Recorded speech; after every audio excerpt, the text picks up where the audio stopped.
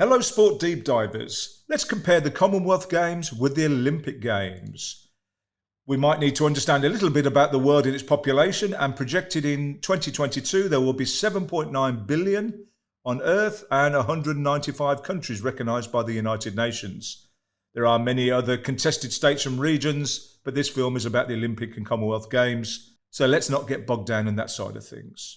Within the Commonwealth, there are 56 members of the Commonwealth of Nations, and there are 72 teams participating in the Birmingham Commonwealth Games of 2022.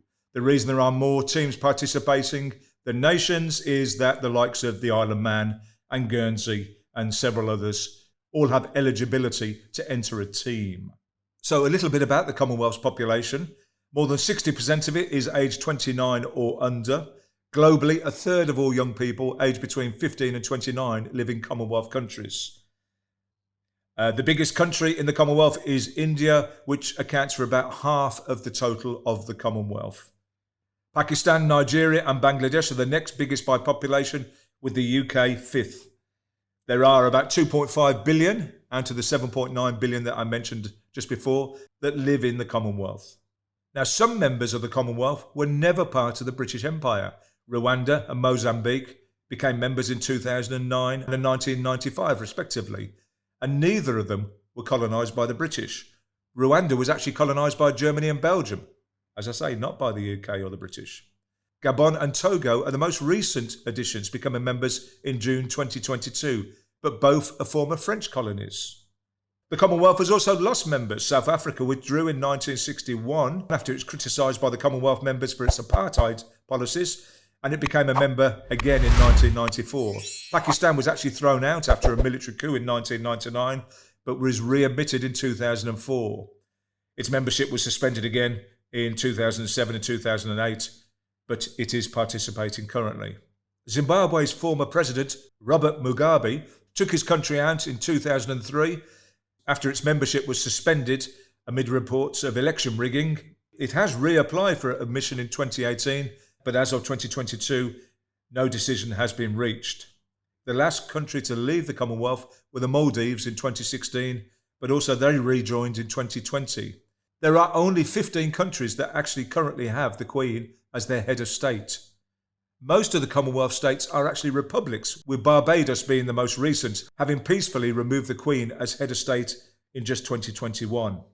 There are 5 countries, Lesotho, Eswatini, Brunei Darussalam, Malaysia and Tonga. They have their own monarchs.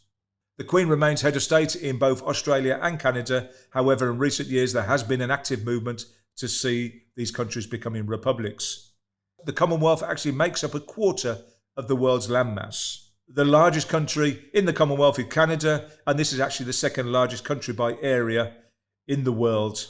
And don't forget also the Commonwealth has both India and Australia, which are pretty big too. There are many, many small states, such as the Pacific Islands of Samoa and Vanuatu, and also Antigua and Barbuda and Dominica in the Caribbean. The modern Commonwealth was formed in 1949 after the British was dropped from the name and allegiance also to the Crown was removed. There has only ever been 2 heads of the Commonwealth, and they have been King George VI and also Queen Elizabeth II. The International Olympic Committee invites 206 teams to participate in the Olympic Games. So there are 206 teams eligible, and this includes a team of refugees and also, because of the cheating Russians, the ROC, the Russian Olympic Committee, for those few athletes from Russia that haven't cheated. Now, of course, we need organising committees for both of these games, and the Commonwealth Games is organised by the Commonwealth Games Federation, and the IOC, the International Olympic Committee, are the Olympic Games organisers. When were the Games first staged? Well, we saw the first staging of the Commonwealth Games in 1930 in Hamilton, Canada, and the modern Olympics saw the first staging in 1896 of its Games in Athens. Let's get a quick recap on the past, present, and look into the future. So for the Commonwealth Games, the Gold Coast in 2018 and Australia staged the Games, Birmingham currently in 2022, and Victoria, back down under in Australia, are projected to host the 2026 Games. The Olympic Games In a similar timescale, Rio de Janeiro down in Brazil, Tokyo 2020, which was hard hit by COVID, and that will affect some of the explanation throughout this film. That was 2020, and Paris 2024 are looking forward to hosting the Games. And whilst we're comparing the host cities, you'll see that the Olympic Games, those cities are significant major cities. Highly likely they are capitals of the country. And those hosting the Commonwealth Games are less significant, smaller cities. So how many editions of each of the Games have there been? Well, the Commonwealth Games has seen 22 and the Olympic Games 29 editions. Okay, so what about the frequency of these Games? Well, they're both every 4 years. How long do the Games last for? The Commonwealth Games currently in Birmingham are 12 days long, and Tokyo's Games were 17 days. What number of athletes do we see at the Games? Well, the Commonwealth Games in Birmingham has got about 6,500 competitors, and one thing I found very interesting in that there are more females than male competitors. And this is down to the fact that there is netball involved, and that's a female-only sport in the Commonwealth Games. The Olympic Games in Tokyo saw 5,494 women and slightly more men with 5,982. So how do athletes qualify for the events? There is a sort of qualification for the Commonwealth Games in that the individual federations, the individual nations, will set their own qualification criteria. And also the Commonwealth Games Organising Federation, they will also allocate, depending on previous success, a set number of participants eligible for entry as well. The qualification standards are less than those of the Olympics, if indeed there are any. For the Olympic Games, there is very, very strict qualification. For example, 100-metre runners have to run faster than 10.1 seconds. Just give you an example as well, when you compare that to the Commonwealth Games, there are many nations within the Commonwealth Games whose national records are not anywhere near 10.1. In the Olympic Games, there is sometimes less of a qualification in some of the demonstration sports. So what number of sports do we see within each of the Games? Now remember as well, within each sport there are different events. So just say, for instance, swimming or aquatics, there would be freestyle, backstroke, breaststroke, relays, butterfly, etc., etc. There are 27 sports in the Commonwealth Games and 8 parasports, and these run concurrently. These will all run within the same Games.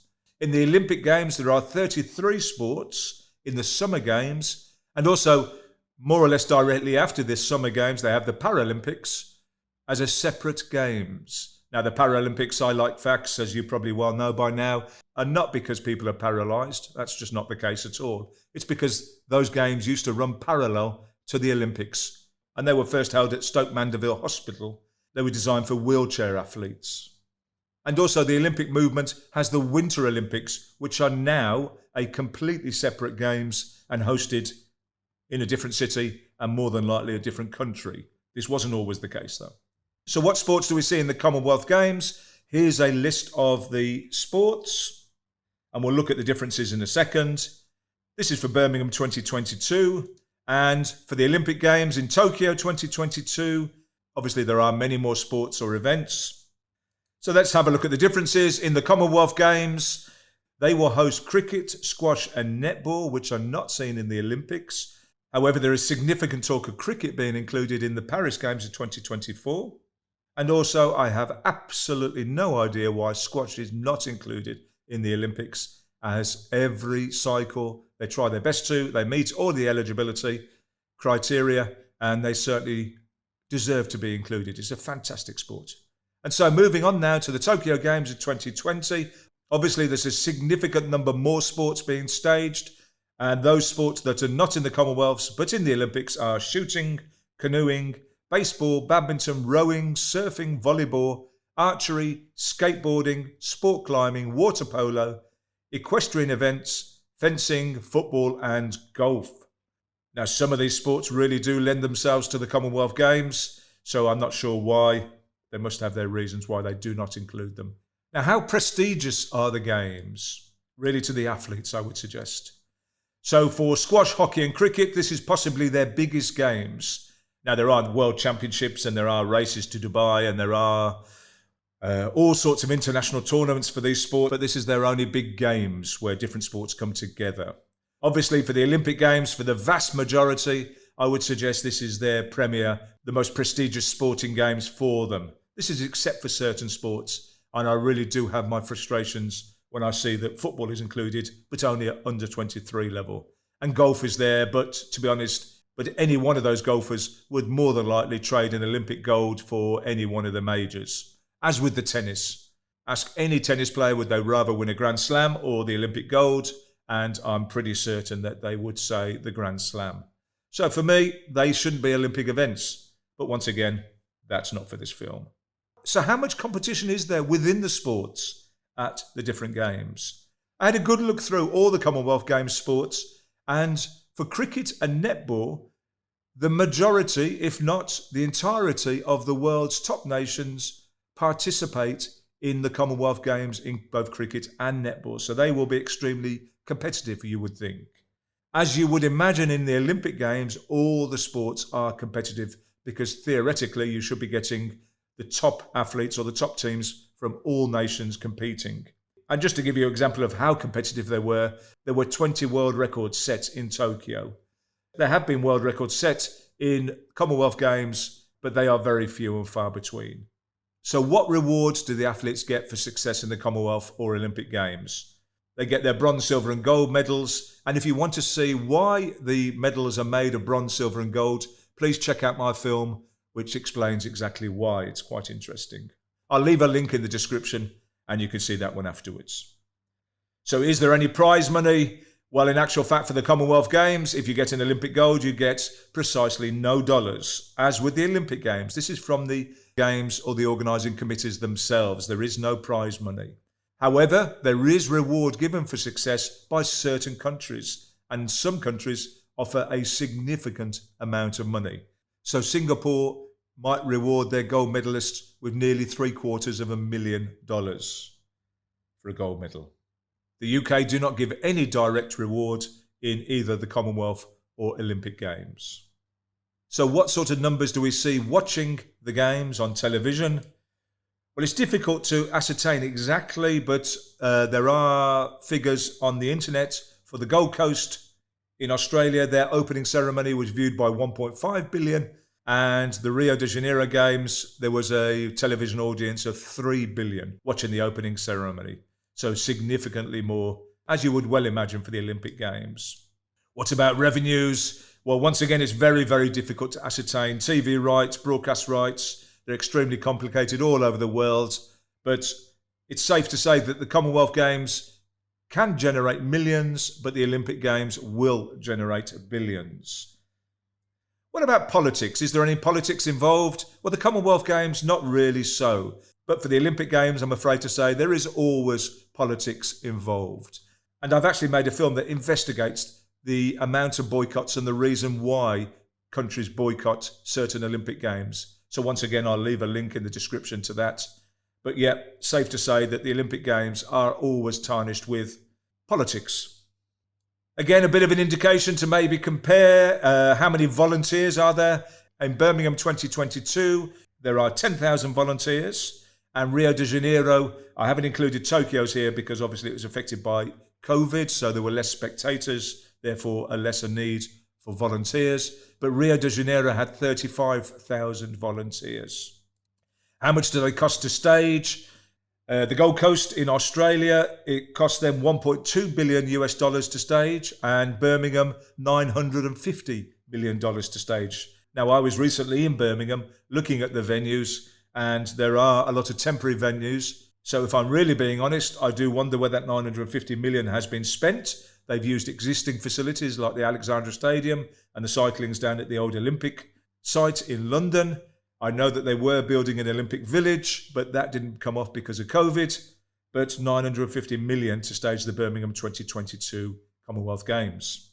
As is easily imagined for the Olympic Games, the numbers are eye-watering and significantly more. Rio de Janeiro spent $11 billion, Tokyo $13 billion. And these investments of $11 billion and $13 billion include construction of new facilities, and also transportation infrastructure. So what about sponsors? Are they well sponsored? Well, clearly both of them are well sponsored. I can imagine for the Olympics, though, that the sponsors would have to pay, actually they're called sponsors and or partners, so depending on their involvement in the Games, their support. But I can imagine easily that the Olympic Games sponsors and partners have to pay significantly more than the Commonwealth Games sponsors and partners. So what about the future of the Games? Are they in trouble, or are we going to see them continue? I would say absolutely, with no doubt whatsoever, that the Olympic Games will continue for, I'm going to say forever because I won't be here, so no one will be able to argue with me. The Commonwealth Games, less so. I'm going to say yes, but who knows 50 years down the line. There are a number of countries that do want to leave the Commonwealth, and if you believe everything that's written down, they are welcome to do so. There won't be too many barriers put up by the British government. So who knows, when they leave the Commonwealth, maybe they want to detach themselves from the Commonwealth Games. As we mentioned earlier, there are some teams who compete that are not Commonwealth nations. So maybe they want to stay in the Commonwealth Games. And I would be certain to say that they would be welcome. But once again, I'm not qualified to say that. I have no association with the Commonwealth Games Federation. Also, we have to consider that Queen Elizabeth II, the current head of the Commonwealth, is not going to live forever. And once her son Charles succeeds her, who knows how this will affect the Commonwealth and the thoughts of the nations involved in the Games. Okay, so that's about it for this comparison of the Commonwealth Games and the Olympic Games. I found it particularly interesting researching this film, and I've really enjoyed making it. Let me know your thoughts on these games in the comments below, and let's get a bit of a discussion going on the whole thing. I always like reading your comments, and I'm certain that I will learn something from you guys. If you've enjoyed this film, please don't be afraid to give me that like. It's super important with Google and its algorithm. And also, I am making many other films now on various different topics, all within sport. So please subscribe. Once again, it helps me with YouTube and also keeps you informed of any new releases from me. Please check out my quite comprehensive library of films now on my channel Tav Claudine. Thanks again for watching, and I look forward to seeing you soon.